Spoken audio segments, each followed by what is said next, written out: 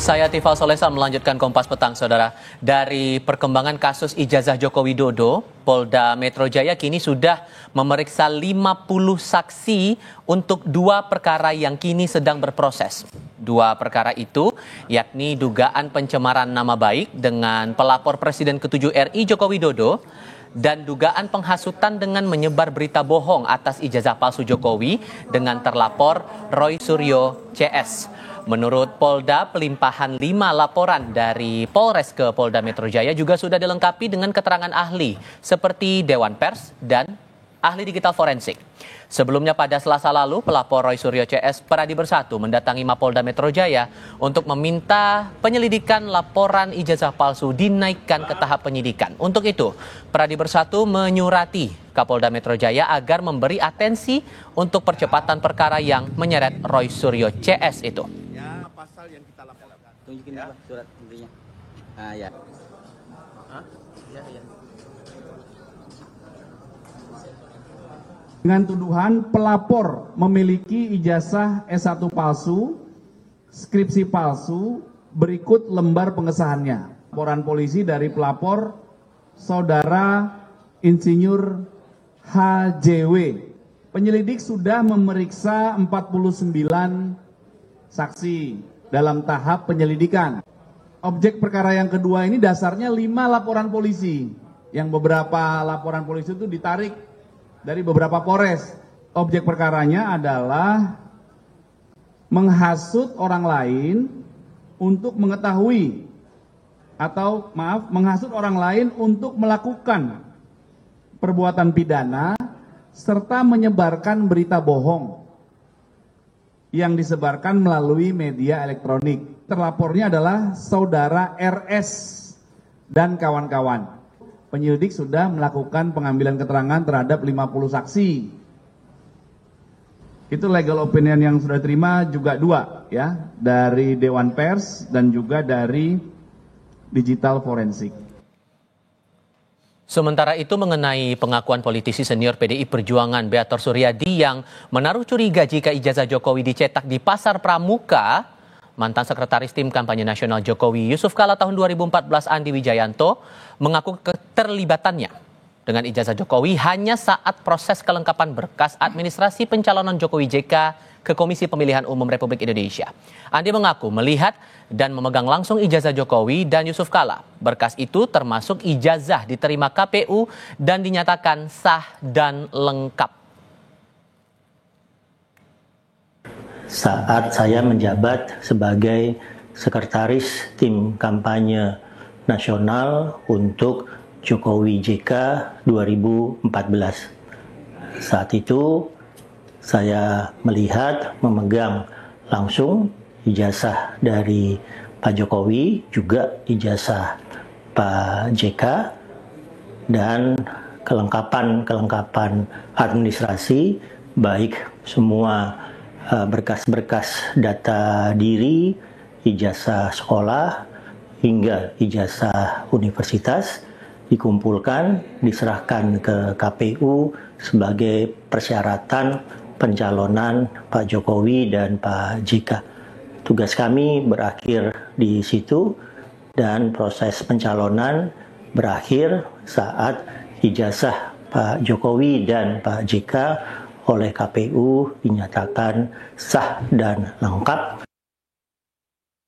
Sebelumnya dalam perbincangannya di Siniar atau podcast bersama Abraham Samad, mantan anggota DPR RI dari fraksi PDI Perjuangan Beator Suryadi menyebut kemungkinan ijazah Jokowi dibuat di Pasar Pramuka. Pasar Pramuka dikenal sebagai tempat jasa pengetikan skripsi maupun percetakan dokumen, namun pernah juga ditemukan jasa pembuatan sejumlah dokumen palsu di sana termasuk ijazah palsu. Ia juga menyebut Andi Wijayanto pernah melihat langsung ijazah Jokowi saat bertugas sebagai sekretaris tim kampanye nasional Jokowi JK tahun 2014. Awal peristiwa pilkada, pemilu-pemilu di zamannya reformasi ini, itu PDI Perjuangan banyak kadernya yang menjadi anggota dewan, yang menjadi bupati, jadi gubernur, ijazahnya palsu. Oh begitu ya? Ya, jadi karena palsu semua, seharusnya Bariskrim yang sekarang ini kalau mereka pada tahun-tahun di awal 2012-2010 itu sudah menjadi polisi, mereka tahu betapa banyaknya ijazah-ijazah yang diproduksi oleh pasar pramuka. Jadi Solo itu pada awal 2012 itu datang ke Jakarta. Pak Jokowi nih, rombongan Setelah pengakuan Roy Suryo CS yang mengklaim ijazah Jokowi tidak identik dengan 3 ijazah pembanding dari Universitas Gadjah Mada, kini muncul pengakuan dari politisi PDI Perjuangan Beator Suryadi yang menaruh curiga ijazah Jokowi dicetak di Pasar Pramuka Jakarta saat hendak maju dalam kontestasi Pilgub DKI tahun 2012. Sudah bersama saya di studio kami 2 narasumber untuk mendiskusikan hal ini. Yang pertama, penuding ijazah palsu Jokowi, Roy Suryo, sekali lagi hadir di Kompas TV kali ini. Mas Roy, apa kabar? Alhamdulillah, selamat sore. Terima kasih sudah mau hadir bersama kami, dan hadir pula bersama kami Wakil Ketua Umum Jokowi Mania, Andi Azwan. Bung Andi, apa kabar? Baik, selamat sore Mas Tifal, selamat sore. Terima kasih. Pemirsa Kompas Petang, semangat. Terima kasih semua sudah bergabung dalam diskusi kali ini. Saya spesifik ngomong soal proses hukum dulu. Sudah ada 50 saksi untuk 2 kasus yang mengadukan Anda. Soal pencemaran nama baik dan penghasutan dengan berita bohong. Anda sendiri sudah terima panggilan dari penyidik untuk diperiksa? Ya, secara maya sudah, tapi secara fisik belum. Tapi nggak apa-apa, biarkan aja. Kan yang namanya orang lapor kan boleh, ya kan? Sah-sah saja. Perkara yang lapor nanti ternyata nggak punya legal standing, mengada-ada, ya, nah itu nanti lain soal, ya kan? Ini apa ini orang-orang ini gitu loh. Tapi nggak apa-apa, biarin aja, ya bikin capek Polda Metro aja gitu. Tapi kemudian apakah Anda punya bukti baru yang bakal menguatkan posisi Anda? Oh iya, enggak. Artinya gini, dari pelaporan aja kan sekarang kan clear kan. Ini pelaporan nggak ada hubungannya dengan yang kemarin ya gitu. Ini kan salah satu cara dari Joko Widodo untuk dia supaya nggak nunjukin ijazahnya. Ini track yang track yang licik aja kalau menurut saya. Ya, jadi dilaporkannya adalah menghasut, ya kan? Tapi mungkin pelapornya nggak baca kali ya, keputusan MK. Tapi nanti nggak apa-apa, bahwa MK itu sudah kemudian memutuskan bahwa pasal 160 KUHP itu hanya bisa kalau ada bukti delik materialnya. Jadi kalau hanya delik formil itu nggak ada korbannya, nggak ada yang terbukti menghasut ya. Misalnya menghasut itu gini, saya dilaporkan menghasut. Terus yang dituduhan harus ada siapa yang terhasut, siapa Mas Tifal misalnya. Mas Tifal misalnya tidak terbukti Mas Tifal itu terhasut, ya nggak bisa. Dan itu harus kalau kita misalnya menghasut untuk melawan negara. Nah apakah Joko Widodo negara? Bukan juga kan. Terus pasal 28 itu juga kan clear kan. Undang-undang ITE apalagi. Saya membahas itu dari tidak ada sara, tidak ada ras yang kemudian dilawan. Nah nggak apa-apa lah. Biarin aja ya, ini lucu-lucuan aja. Anda meyakini sudah cukup responsifkah polisi soal ini? Mengingat sudah ada 50 saksi, tapi ini kan aduan udah sejak akhir April, tapi sampai sekarang belum ada status jelas lagi. Ya begini ya Mas Tifal ya, kalau kita lihat kan ini ada 6 LP. Ya kan? 50 saksi, yang satu yang memang dari Pak Jokowi sendiri, yang lain kan dari relawan-relawan maupun simpatisan-simpatisan. Dan ini jelas, ini PMJ Polda Metro Jaya ini benar-benar bagaimana bisa merampungkan ini secara terang benderang ya. Artinya barang bukti maupun saksi-saksi itu ya benar-benar diperiksa dengan baik ya sampai nanti masuk ke penyidikan kan seperti itu. Ya apa yang dikatakan Bang Roy ya kita lihat saja seperti apa. Ini kan versinya beliau. Tapi kan sesungguhnya menurut Anda masih ada celah tidak untuk memperdebatkan soal ijazah ini? Tidak perlu diperdebatkan. Kita ikuti saja kan semua ini sudah masuk ke mau masuk pro justisia kan, sudah masuk ke udah penyelidikan ini udah mau menurut saya sudah tahap-tahap akhir. Ya kan? Tinggal disimpulkan oleh secara penyidik apakah ini perlu dinaikkan sebagai penyidikan atau perlu dikaji ulang kembali kan kita serahkan kepada tim penyidik. Tapi kalau saya sih yakin itu akan maju ke penyidikan. Soal pernyataan Pak Beator beberapa waktu lalu, masalah ijazah Pak Jokowi diduga dibuat di Pasar Pramuka. Masuk akal nggak sih sebetulnya? Mas, kalau saya ceritain dan pemirsa Kompas ceritain ini akan mendapatkan berita yang sangat hangat. Saya beberapa menit yang lalu, itu baru saja dari Pasar Pramuka. Ngapain? Wah, banyak sekali cerita dari sana. Tunggu saja tanggal mainnya nanti. Tapi poin yang mau Anda kejar apa? Apakah benar pasar itu memang tempat untuk tujuan membuat ijazah yang kemudian ijazah palsu itu? Ya. Kemudian apakah masih ada orang-orang yang bisa bercerita soal ijazah aspal itu? Ya, jawabannya. Kemudian ada orang intelijen yang kemudian membentuk, masih ada nanti saksi-saksi yang akan mengungkap keterangan dari Pak Beator Suryadi. Tahan dulu di situ. Sorry saya tahan dulu situ. Anda mungkin akan menjelaskan lagi. Kita jeda sebentar. Kami segera kembali.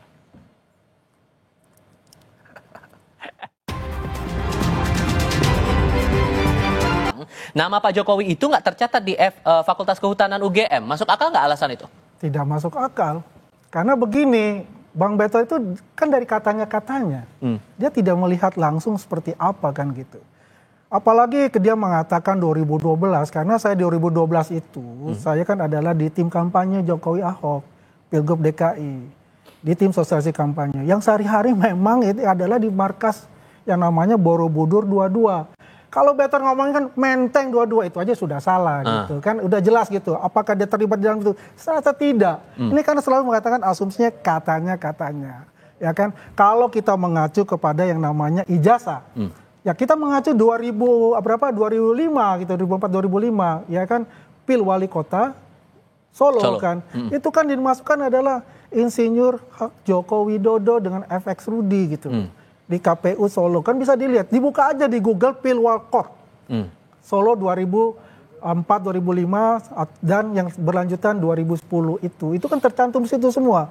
Insinyur Joko Widodo bersama FX Rudi. Ya.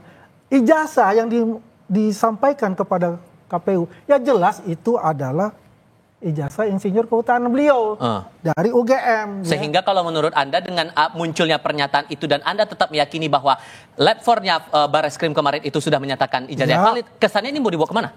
Ya tinggal gini saja, kan ini kan sudah diadukan di PMJ, Polda Metro Jaya, ya kan sudah di sana sudah diproses ya. Kita tunggu saja sampai kapan ini akan dinaikkan ke tahap-tahap berikutnya, kan begitu. Nah, lalu lah kita bertarung lah di sisi argumen-argumen dan barang bukti dan sebagainya, ya kan oleh pihak tim kuasa hukum masing-masing, kan begitu. Tapi saya ingin meng-highlight ya perkataan dari Betor Suryadi itu gitu. Dia itu membuka boroknya PDIP ini dengan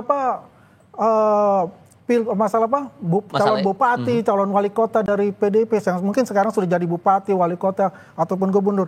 Kenapa dia mengatakan bahwa itu banyak dari Pasar Pramuka? Ini sebetulnya berbahaya perkataan seperti ini gitu. Jangan sampai nanti terjadi asumsi dari publik yang menuduh seperti itu gitu. Bung Roy, ya intinya poin Anda saat datang ke Pasar Pramuka itu benang merahnya apa? Benang merahnya adalah apa yang disampaikan Bang Peter sama dengan tadi. Jadi nggak apa-apa, ini saya setuju tadi Bang Andi, itu adalah betul bahwa memang banyak dulu di Pasar Pramuka itu. Sebelum pasar itu kemudian sempat terbakar atau dibakar, kita nggak tahu ya, akhir tahun yang lalu bersih, tapi masih banyak sisa-sisa suara yang masih banyak. Tadi kita ketemu Pak Haji siapa tadi yang dia bisa cerita dengan sangat detail ya. Dulu soal palsu itu kayak apa, dan sekarang mereka harus menanamkan tulisan kalau mereka nggak menerima lagi palsu-palsuan, tapi bisik-bisik tetap ada. Kalau mau bisa loh. Kalau spesifik ke Pak Jokowi, tudingan itu nanti akan harus ditanyakan pada orang. Nah, dan Iskandar itu sahabatnya Bang Andi semua. Itu dihadirkan ya. Kemudian kalau nanti Widodonya ketemu, lah Bang Andinya ini yang kemudian dihadirkan. Nama Anda nih disinggung-singgung nih. Itulah gayanya Roy Suryo. Gitu kan. Kita simpel saja lah. Dia mengadakan investigasi ya. Detektif partikuler Roy Suryo. Ya kan? Di Pasar Pramuka. Nggak apa-apa itu hak beliau mencari itu kan sebagai penambahan dari argumen-argumen beliau gitu. Yang jelas kita ini adalah taat hukum lah. Ya. Apapun yang diperintahkan oleh pengadilan, aparat hukumnya memang kita harus penuhi untuk itu, ya kan. Yang penting adalah yang mesti kita highlight itu, yaitu bahwasannya ya kita harus percaya kepada lembaga negara, ya kan. Proses-proses itu telah berjalan, KPU, ya kan. KPU Solo maupun KPU DKI. Sedangkan KPU DKI, Ketua KPU DKI pada itu Pak Juri Ardianto yang sekarang Wakil Menteri Seknek, itu kan mengatakan saya terima loh, dan itu asli, ya kan? Ya artinya apa ya? Ini kan sudah nih, lapor sudah sudah bilang nggak masalah kan, memang asli. Kemudian KPU Solo juga mengatakan itu kan dimasukkan dari Insinyur Joko Widodo, artinya juga. Artinya apa? Artinya ijazah dari UGM. Kemudian Pak Juri Ardianto juga bilang, iya ini asli juga dari UGM. Ya artinya ini kan sudah mengkonfirm ya dari sisi lembaga negara nih, ya, itu sudah confirm itu asli. Sehingga menurut Anda, saya kasih kesempatan masing-masing, perlukah pernyataan Pak Betor itu ditindaklanjuti oleh penyidik? Harus, menurut saya Pak Betor, kemudian orang namanya Widodo, orang namanya tadi Denis siapa, terus satu lagi orang Profesor Paiman. yang kemarin awalnya kemudian mencoba WA saya, tapi saya mengucapkan terima kasih Prof. Paiman, beliau WA lagi minta maaf ke saya. Oke. Sekaligus mengaku kalau beliau dulu pernah punya usaha seperti itu ya di pasar pramuka. Ini saya boleh jawab. Oke, ya. Tapi meskipun itu belum ada kaitan langsung, tapi nama-nama orang ini tertarik. Dan kalau perlu, saya sekali lagi terima kasih Pak Andi akan bisa membantu negara kalau menghadirkan Widodo itu sehingga semuanya clear. Perlu pernyataan Pak Beatoridi ditindaklanjuti penyidik?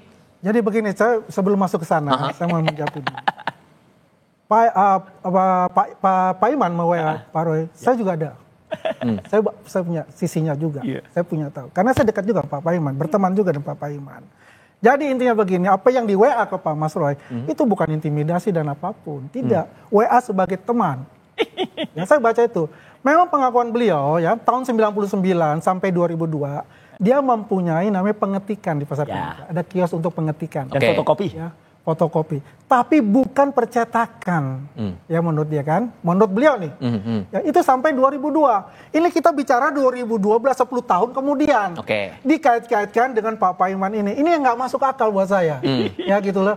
Apalagi mengatakan itu mencetak dan diulang, mencetak lagi. Di mana pemikiran akal logika kita? Ini akal kewarasan kita ini terganggu untuk ini. Kembali ke pertanyaan saya. Berarti itu layak ditindaklanjuti nggak pernyataan Pak Beator ini oleh polisi?